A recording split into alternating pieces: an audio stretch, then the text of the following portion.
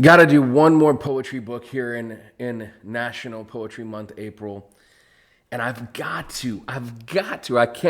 cannot not talk about my favorite poet right now, and he's been my favorite poet for a hot minute. Let me talk for just a second about poetry. Poetry is something that a lot of people struggle with. You know what I'm saying? Like when I talk to my students every year and I say, "How many of you love poetry?" Very few of them raise their hand. And I've talked about this a little bit in other videos because when they think of poetry, they think of things like Emily Dickinson, who's great, but she's not every person's cup of tea. They think of things like two roads diverged in a narrow wood, right? Which is great, but it's been done to death. And I love all these poems. I do. But they don't understand that poetry can be something else. I posted a poem by this poet I'm about to talk about on my page. It was, I think, a piece of a poem. And my best friend was like, how is that poetry?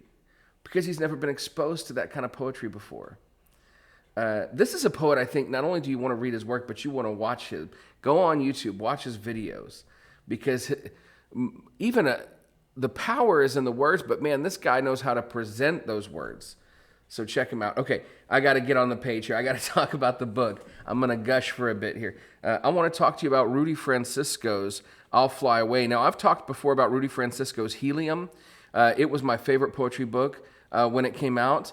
I am in love now with Rudy Francisco's I'll Fly Away. You notice the theme. He had a book even before Helium, and I think it was called like No Gravity or something, but there's this kind of concept of the stars and hot air balloons and stuff that's kind of traveled through his work. But Rudy Francisco has this amazing ability to talk about very difficult life experiences, but to keep hope, to keep positive.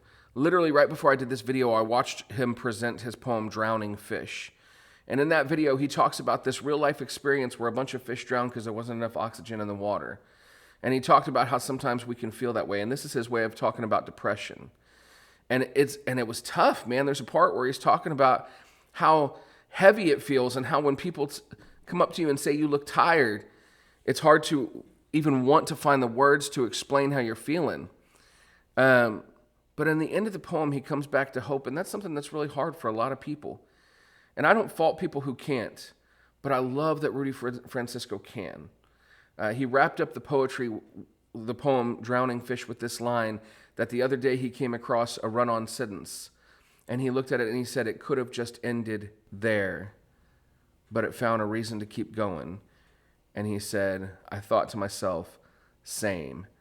That hope is something that we need so much more of in this world, especially right now. So if you've not picked up Rudy Francisco, go pick up Helium, go pick up I'll Fly Away. You will not regret it.